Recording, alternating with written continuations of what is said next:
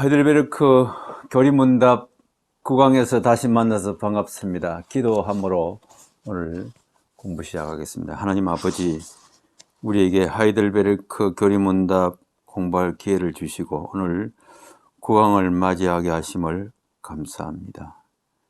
진리의 말씀을 확실히 믿고 진리로 무장해서 진리 안에서 살아가는 진리의 사람들 되도록 하나님께서 은혜를 더하여 주옵소서. 하나님 말씀 잘 깨닫고 잘 새기고 그 말씀을 따라서 살게 하시고 그 말씀을 증거하는 축복의 주인공들 다 되도록 주님 인도하여 주옵소서. 예수님 이름으로 기도합나이다. 아멘. 오늘 9강은 사도신경 세 번째 거룩한 공교회를 믿습니다. 로부터 또 사도행전 끝에 나오는 신경 또 24문 함께 생각하도록 하겠습니다. 오늘 먼저 생각할 것은 거룩한 공교회를 믿습니다. 그런 내용입니다. 거룩한 공교회를 믿습니다. 거룩한 교회를 믿습니다. 그런 의미이기도 합니다만 오늘 교회의 특징 세 가지를 우리가 생각하도록 하겠습니다. 거룩한 공교회를 믿습니다 라고 고백하는데, 하나의 거룩한 공교회를 믿는다. 두 번째, 거룩한 공교회를 믿는다. 세 번째, 보편적인 공교회를 믿는다. 세 가지를 생각해 보겠습니다.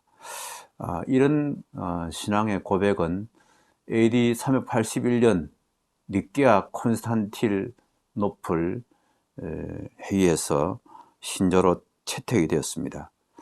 그 신조에 따르면 우리는 하나이고 거룩하고 보편적이고 사도적인 교회를 믿는다. 그것이 381년 니케아 콘스탄티노플 신조에 나타나 있는 교회에 대한 신앙의 고백입니다. 먼저 그리스도의 교회는 하나다.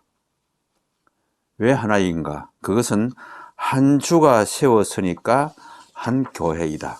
온 세상에 흩어져 있어도 그리스도의 교회는 하나이다. 많은 교파가 있습니다. 또 많은 지역의 여러 모양으로 교회가 흩어져 있어도 그리스도의 교회는 한 머리 곧 그리스도 아래 서 있는 한 교회다. 그런 뜻이 되겠습니다. 교회는 주 예수를 믿는 공동체입니다. 그러므로 교회는 주 예수를 믿는 공동체로서 주 예수를 믿는 한 믿음으로서만 성립이 됩니다. 그런 의미에서 교회는 하나의 교회다. 세 번째는 교회는 그리스도의 피로 속량이 되어서 한 백성이 되었다. 그리스도의 피로 속량이 되어야만 교회입니다. 이때만이 교회는 그리스도의 교회가 됩니다. 그러므로 교회는 하나의 교회다. 그 다음 네 번째, 교회는 그리스도의 동일한 생명으로 사는 한 공동체이다. 교회는 그리스도의 한 생명으로 성립합니다. 모든 교회들이 다 그리스도의 생명으로 삽니다. 그러므로 교회는 하나의 교회다. 다섯 번째, 모든 교회 머리는 하나이다. 즉, 주 예수께서 교회 머리이십니다.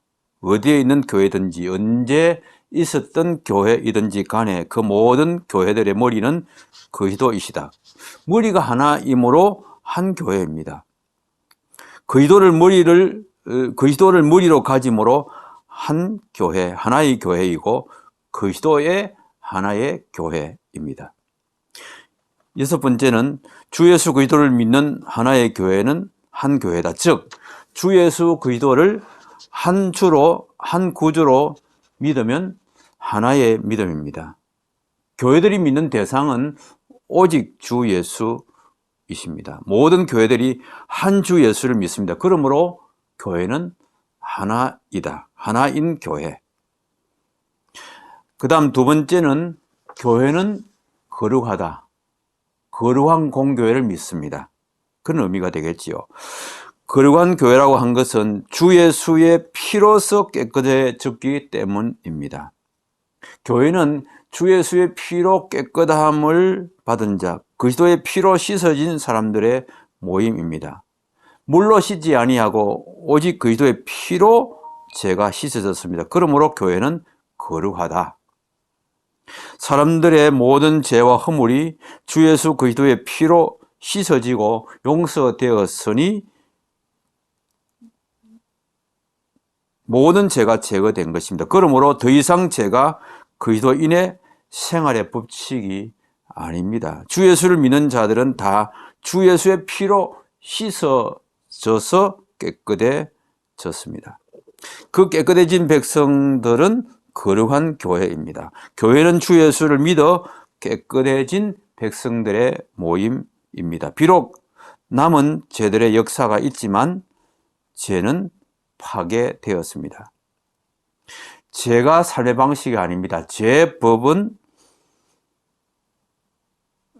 다 제거되고 죄법으로 살지 않고 죄종으로 살지 않는 것입니다. 또한 거룩한 교회라는 말은 또 교회가 거룩하다는 것은 그리스도의 피로 씻겨진 후에 그리스도의 거룩한 생명으로 살기 때문에 교회는 거룩하다. 거룩한 생명으로 삶으로 거룩한 백성입니다. 거룩한 생명으로 사는 교회는 거룩하다. 비록 교회가 실수가 있고 실패가 있고 범죄한 자들이 있지만 교회는 그리스도의 생명 때문에 거룩합니다. 이 교회 거룩은 구성원들의 거룩의 수준에 달려 있지 않습니다. 교회는 그리스도의 생명으로 살기 때문에 본질적으로 거룩하다는 그런 뜻입니다. 세 번째, 보편적인 교회를 믿습니다. 교회는 보편적이다. 캐톨릭, 가톨릭교라 그러지 않습니까? 캐톨릭, 영어 발음으로.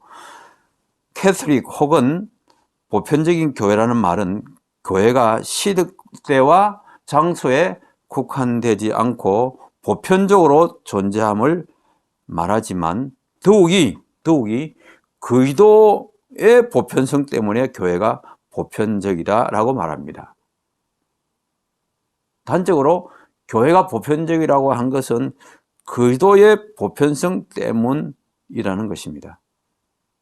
로마 교회는 교황의 지도 아래 전 세계에 존재하기 때문에 가톨릭이라고 그들은 말합니다. 그러나 교회가 가톨릭, 곧 보편적인 것은 교회 머리이신 그리스도가 보편적이기 때문이다. 시대를 관통하고 장소에 구애되지 않고 교회는 존재합니다. 그 교회는 천상의 교회도 포함합니다. 모든 교회는 다 그리스도에 의해서 구속되었으므로 교회는 보편적이다.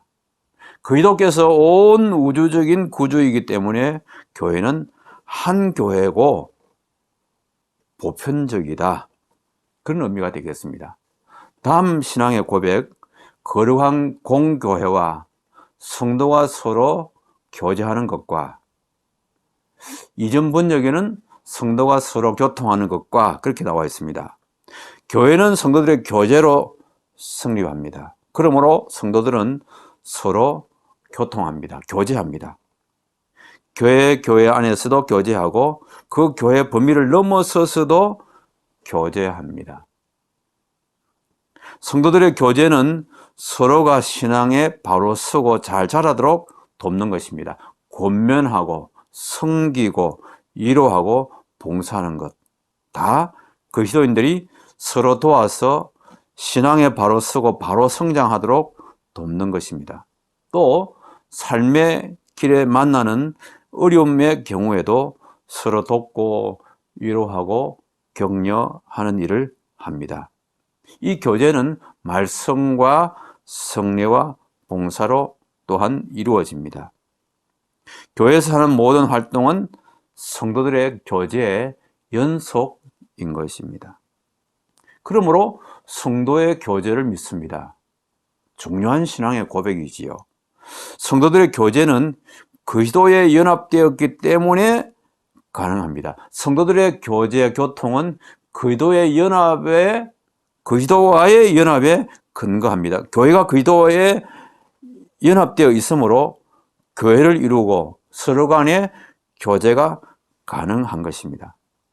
성도들이 서로 교제하기 전에 그리스도와 연합되어 있으므로 성도 간의 교제가 가능하고 이루어지는 것입니다. 성도들이 그리스도와 연합되어 있으므로 성도들 간에 아무런 주저나 두려움 없이 교제가 가능합니다. 그리스도와 연합되어 있는 성도는 그 성도들 간의 그 교제는 그리스도와의 교제처럼 친밀합니다. 다음, 죄를 용서해 주는 것을 믿습니다. 죄를 사함 받는 것을 믿습니다. 죄를 용서해 주는 것과 죄를 사해 주는 것과 사람들의 죄가 용서되는 것은 그리스도의 피로 가능한 것입니다. 하나님이 죄를 용서하신 유일한 근거와 재료는 그리스도의 흘리신 보혈의 피뿐입니다. 그리스도께서 흘리신 보혈의 피에 근거해서 사람들의 모든 죄를 용서하십니다. 우리가 지은 모든 죄를 용서하기를 구하면 다 용서하십니다. 유전된 죄도 용서해 주십니다. 그리스도의 피로, 그리스도의 피가 근거가 되어서, 또한 우리가 범한 자범죄도 그리스도의 피에 근거해서 죄들 용서하시고 그 피 때문에 다 용서받습니다. 이것이 우리 신조입니다. 그렇게 죄 용서받는 것은 영생을 보장받는 것을 뜻합니다. 죄 용서받는 것은 구원받아 영생을 보장받는 것이다. 죄인은 하나님 앞에 설 수 없습니다. 오직 의인만이 하나님 앞에 설 수 있습니다. 죄 용서받고 의인이 됩니다. 이렇게 의인 되었기 때문에 하나님 앞에서 영생할 수 있다. 의인은 하나님 앞에서 살 수 있는 생존권을 받은 것을 의미합니다. 생존권을 받았으므로 하나님 앞에서 영원히 삽니다. 영원히 사는 것을 믿습니다. 그렇게 고백하죠. 영원히 사는 것과 몸이 다시 사는 것과, 몸이 다시 사는 것은 성령의 내주로 우리가 보장을 받습니다. 우리가 영원한 하나님 나라 기업이 되었음은 성령의 인침으로, 성령께서 보증하심으로, 마치 보험 증서처럼 성령의 내주하심으로 몸이 다시 사는 것을 보장하신다. 우리 그리스도교는 부활의 종교입니다. 교회 주인 되신 주 예수께서 부활하셨습니다. 예수님이 부활의 첫 열매입니다. 그러므로 그를 믿는 자들, 그와 연합된 자들은 그리스도께서 부활하신 것처럼 부활할 것이다. 그 부활을 보증하기 위해서 성령을 사람들의 마음에 보내셨습니다. 성령을 모시고 삶으로 그리스도께서 부활의 첫 열매가 되신 것처럼 그리스도인들은 생명으로 부활할 것이다. 부활의 보장은 성령님이다. 성령을 부활의 보증으로 보내주시고 그 성령님이 우리 그리스도인들 안에 내주하시는 것입니다. 성령을 모신 자들은 다 부활한다는 보증을 받아 가진 자들인 것입니다. 재림 때 지금의 몸, 변화된 몸으로 부활할 것이다. 부활은 종말에 이루어집니다. 주님께서 재림하실 때 사람들의 부활이 이루어집니다. 지금 살고 있는 이 몸의 부활입니다. 그 몸은 영광스러운 몸, 변화된 몸, 영원히 사는 몸으로 부활할 것이다. 영원한 생명으로 다시 살아 부활한다. 우리가 영생으로 부활할 것에 대한 보증과 보장이 바로 우리 안에 계신 성령님이시다. 사람은 영혼과 육체로 이루어졌습니다. 육체가 사람의 본질적인 구성 요인이죠. 영혼이 또한 우리 개개인의 본질입니다. 예수님의 부활은 영혼의 부활이 아니라 몸의 부활입니다. 육의 부활입니다. 영적인 부활이 아니라 몸으로 부활하셨습니다. 그처럼 우리도 몸으로, 새로운 몸으로 부활한다. 영광스러운 몸으로 부활해서 하나님을 모시고 영생합니다. 이 부활의 소망이 있기 때문에 우리 그리스도교가 지금까지 존속해 왔습니다. 주님이 다시 오실 때 우리가 부활하여 영원히 하나님 앞에 살게 된다. 첫 번째 범죄로 영원히 죽게 되었는데 주 예수를 믿는 것 때문에 영생하며 하나님을 영원히 찬양합니다. 마지막 사도신경 마지막 부분에 영원히 사는 것을 믿습니다.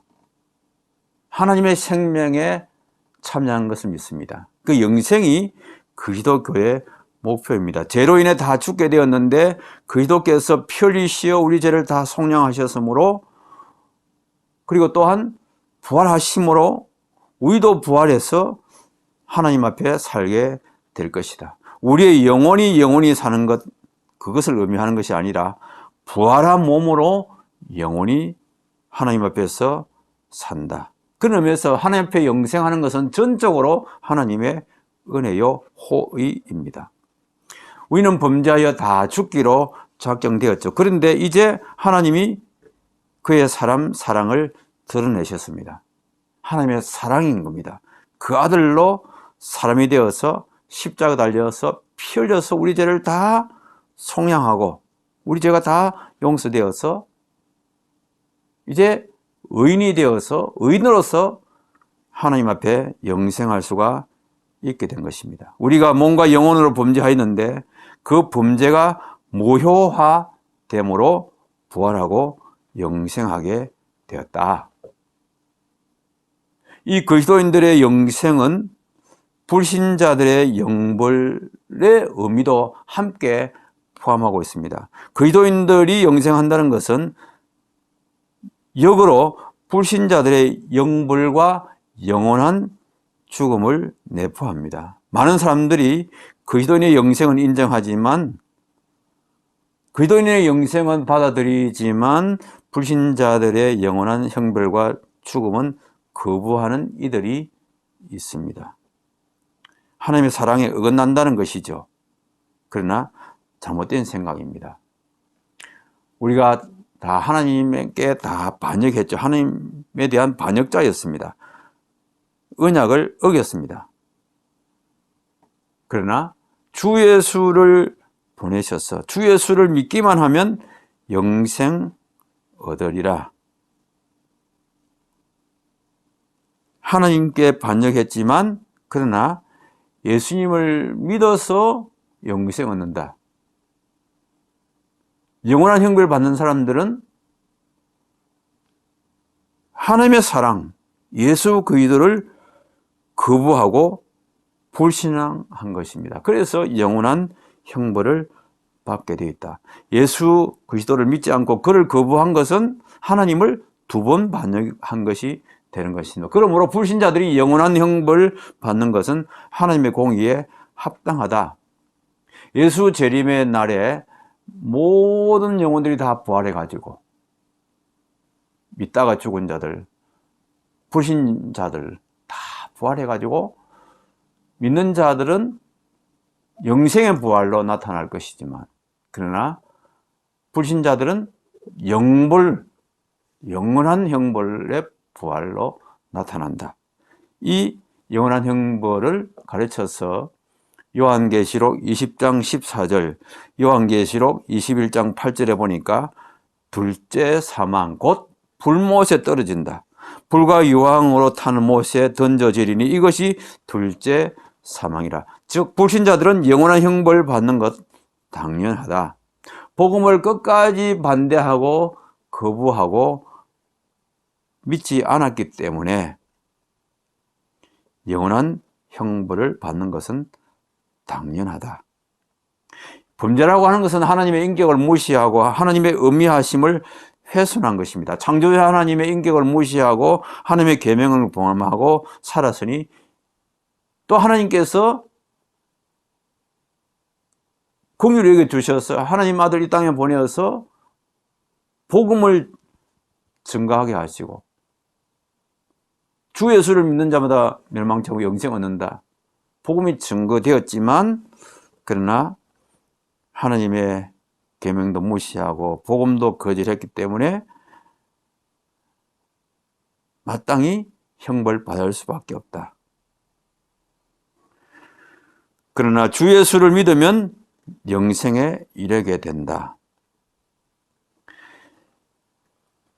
전혀의 주 예수를 무시하여 하나님을 믿지 않고 하나님의 선포를 받아들이지 않아서 믿음을 거부한 자들은, 즉 믿는 것을 끝까지 거부하고 배척한 이들은 이중으로 범죄한 것이기 때문에 요컨대 처음 하나님을 반역한 죄와 주 예수를 믿지 않음으로 두 번 반역한 것이 되는 것이죠. 그래서 이런 범죄자들에게 영원한 형벌이 합당하다.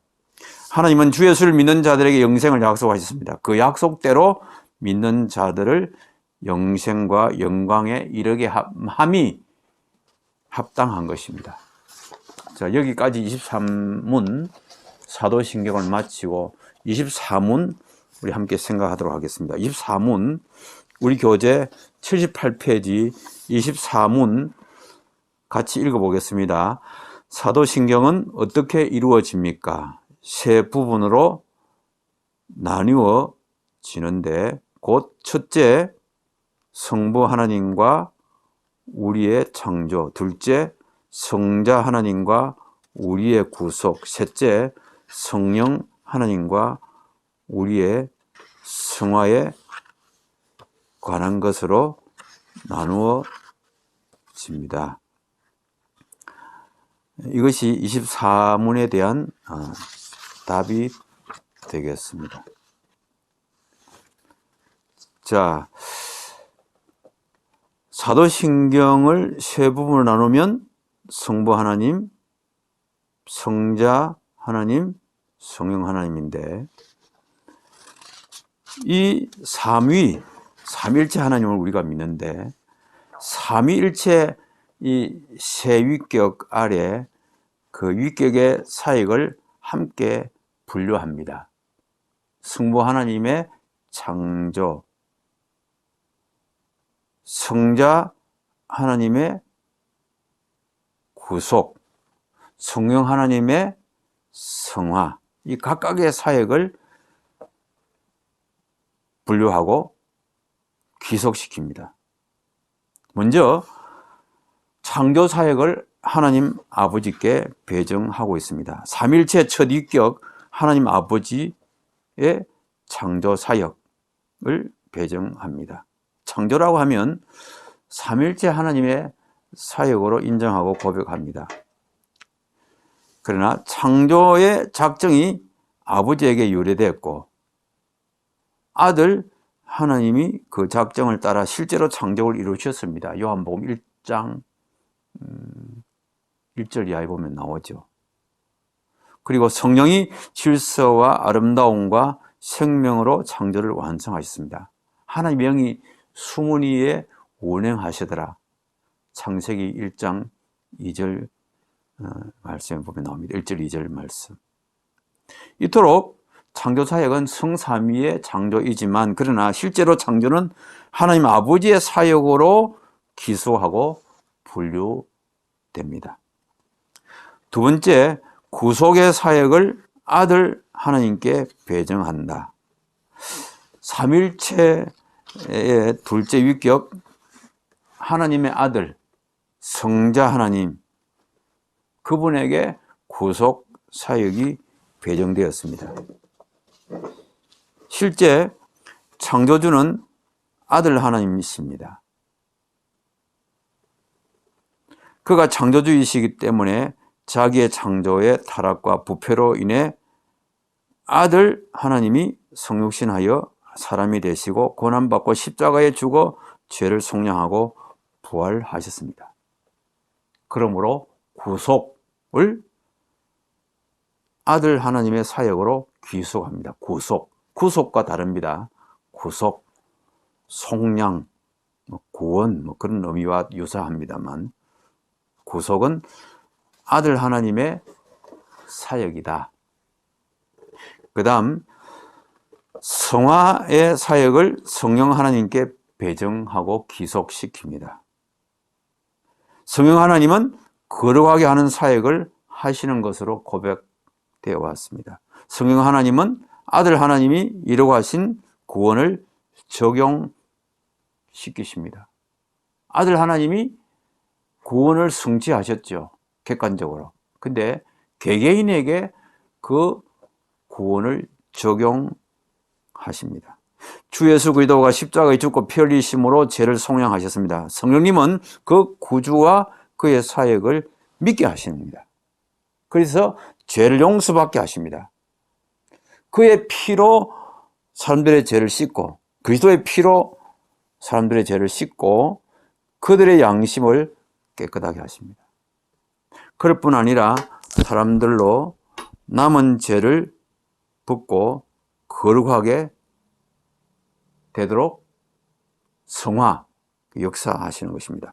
그리스도인의 목표는 거룩하게 되는 것입니다. 거룩함이 없이는 주를 보지 못한다고 하였으니 거룩해져야 주를 봅니다. 히브리서 12장 14절 말씀.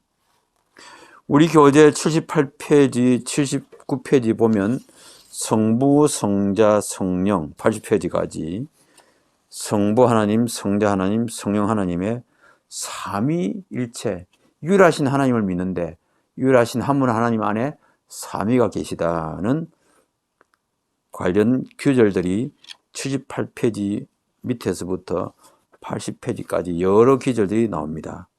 신명기 6장 4절 오직 유일한 여호와, 이사야서 45장 5절 79페이지 맨 위에 나는 여호와라 나 외에 다른 이가 없느니라. 고린도전서 8장 4절에서 6절 하나님은 한 분밖에 없는 줄 아노라. 8장 4절 에베소서 4장 5절 6절 주도 한 분이시요 하나님도 한 분이시다.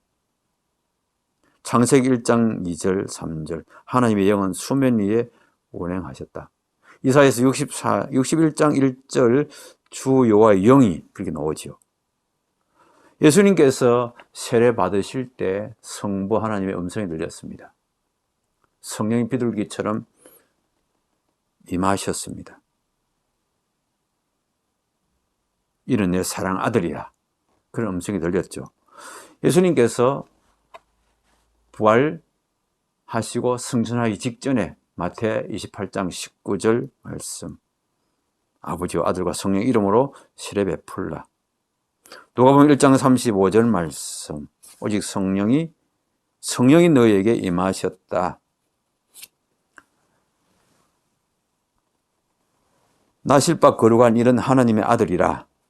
성부, 성자, 성령이 삼위로서 역사하심을 구구절절 보여주고 있습니다. 예수님께서 요한복음 14장과 15장에서 보혜사 성령을 아버지께 받아서 보내시겠다고 약속하신 것도 성부, 성자, 성령이 함께 나옵니다. 축도도 성부, 성자, 성령이 함께 나오고 있죠. 고린도후서 13장 13절 말씀, 에베소서 2장 18절 말씀, 디도서 3장 4절에서 6절 말씀. 성부 하나님의 창조, 성자 하나님의 구속, 성령 하나님의 거룩하게 하심, 성악케 하심. 자, 하나님은 주님을 믿는 자들이 다 거룩하게 되기를 원하십니다. 거룩한 백성들 가운데만 하나님이 온전히 거주하시기 때문입니다. 성령께서 이 일을 하시는 겁니다. 사람들로 죄를 버리고 거룩하게 하려고 성령이 역사하십니다. 사람들이 거룩이 온전해지면 하나님께서 사람들 가운데 충만하게 거주하십니다. 이것이 처음 창조 시에 하나님이 목표하신 것입니다. 거룩하게 됨이라고 하는 것은 거룩하게 되면 죄를 버립니다. 죄에 대한 욕망을 버립니다. 그러나 그리스도인들에게 옛 사람의 역사가 있어서 육의 욕망을 벗어버리기를 원하지 않습니다. 사람들이. 사람은 예수 믿어도 자연적인 능력과 성향으로는 죄를 벗어버리는 것, 옛 사람의 욕망을 벗어버리려고 하지 않아요.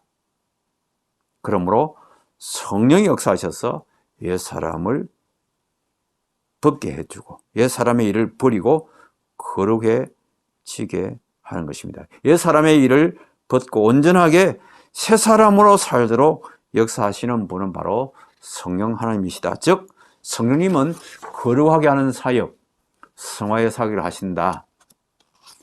좀 전에 성부, 성자, 성령의 사역에 대해서 우리 함께 생각하겠습니다. 오늘 24문까지 하도록 하겠습니다. 끝까지 함께 참석해 주셔서 감사합니다. 기도드리겠습니다. 하나님 아버지 감사합니다. 우리가 성부 하나님을 믿고 성자 하나님 믿고 성령 하나님 믿게 하심을 감사합니다. 거룩한 공교회를 믿고 성도의 교제를 믿고 죄 용서를 믿고 영원히 하나님 나라에서 사는 것을 믿습니다. 예수님의 재림을 믿습니다. 우리에게 거룩한 신앙의 고백 주셔서 감사합니다. 보배보다 더 귀한 믿음 주셔서 감사합니다. 이 믿음의 고백을 지속적으로 함으로 참 하나님의 자녀로, 참 예수 제자로, 진정한 성도로 쓰임받게 하여 주옵소서. 예수님 이름으로 기도드립니다. 아멘.